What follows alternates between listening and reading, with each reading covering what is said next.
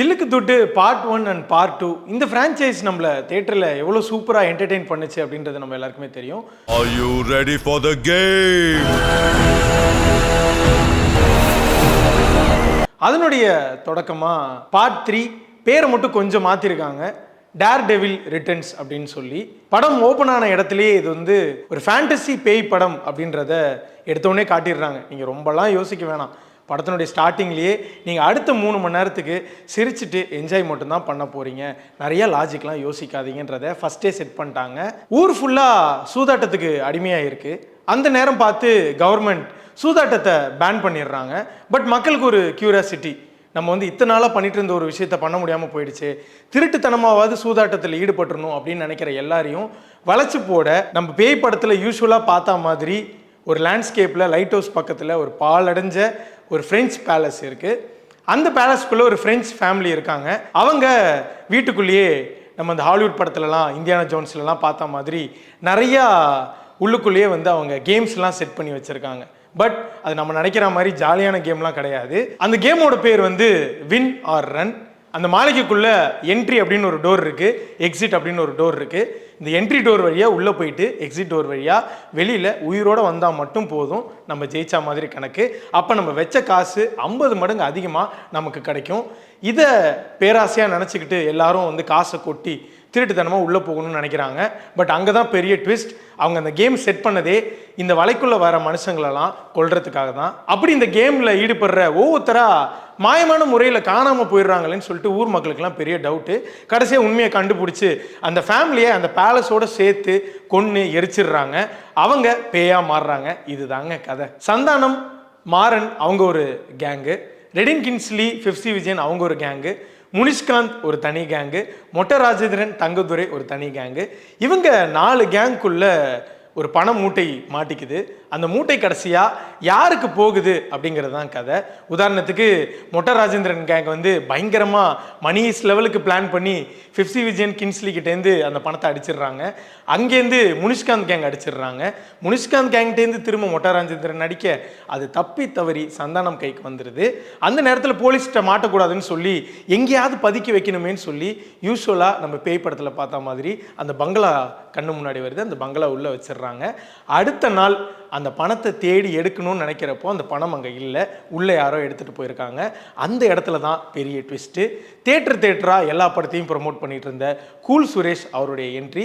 இந்த படம் ஃபுல்லாக நம்மளை சிரிக்க வைக்க போகிறாருன்னு நினச்சா அங்கே தான் டேரக்டர் ஒரு ட்விஸ்ட் வச்சுருக்காரு. கூல் சுரேஷ் இதில் காமெடியன் கிடையாது, one of the main villain. இந்த நேரத்தில் படத்தோட ஆர்ட் டைரக்டரை பெரிதும் பாராட்டணும். ஏன்னா ஓப்பனிங் 15 மினிட்ஸ்க்கு வந்து அந்த மாளிகை ரொம்ப பிரம்மாண்டமாக ரொம்ப அழகாக இருந்தது. பட் அந்த சீக்வன்ஸ் முடிஞ்சதுக்கப்புறமா அடுத்த 2 மணி நேரம் அந்த மாளிகை பாலடைஞ்ச மாளிகை தான்.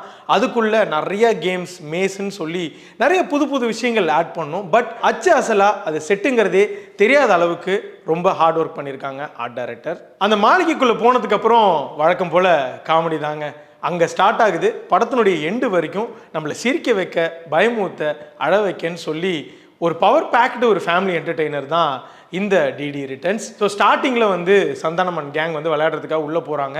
அங்கே நிறையா க்ளூலாம் கிடைக்கிது. ஒரு க்ளூவாக சால்வ் பண்ணி அடுத்தடுத்த கட்டத்துக்கு போகிறாங்க. அங்கங்கே ஒரு பேய் இருக்குது, இவங்களை கொல்ல வருது. பட் இவங்க செத்தாங்களா, உயிரோட வெளில வந்து ஜெயிச்சாங்களா அப்படிங்கிறதான் கதை. பட் அன்எக்ஸ்பெக்டடாக நம்ம பார்த்து ரசித்த நிறைய பேர் இதில் இறந்துடுறாங்க. பட் ஸ்பாய்லர் கருதி அதை நான் சொல்லாமல் இருக்கேன். இது ஒரு சந்தானம் அவர்களுடைய ஸ்ட்ராங் ஜோன் ஏரியா படம்.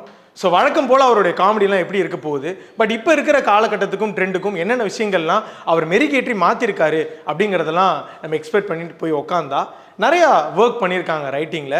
டயலாக்ஸாக இருக்கட்டும், ஒரு சில இடங்களில் என்னடா அதெல்லாம் ஜோக்கு நம்ம நினைக்கிறப்போ லொல்லு சபா பேட்டர்னில் சந்தானமே அதை பேரடி பண்ணி அவர் சொன்ன ஜோக்கை அவரே கலாய்ச்சிக்கிறாரு.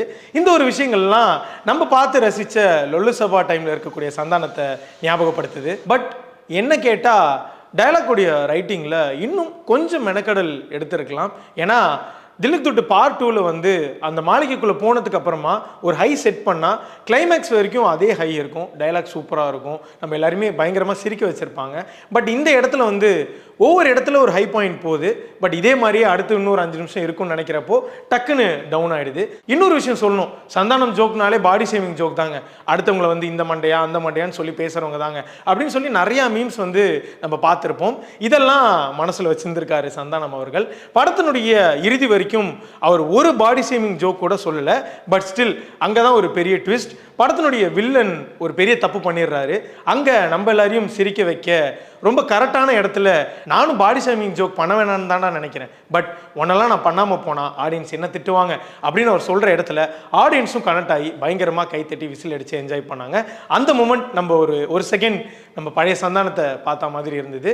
இதுக்கப்புறமா டுவர்ட்ஸ் த கிளைமேக்ஸ் ஒரே அடிதடி தான். யூஸ்வல் பேய் படத்தில் பார்க்குற மாதிரி காமெடி, விஎஃப்எக்ஸ், சத்தம், மியூசிக்னு சொல்லி நம்ம எல்லாருமே கட்டி போட்டுருச்சு அந்த லாஸ்ட் 20 மினிட்ஸ். இதை தாண்டி இசை, ஆஃப்ரோ, அசல் கோளாறு நம்மளை ஒரு சில இடங்களில் ரசிக்க வச்சுருக்காங்க.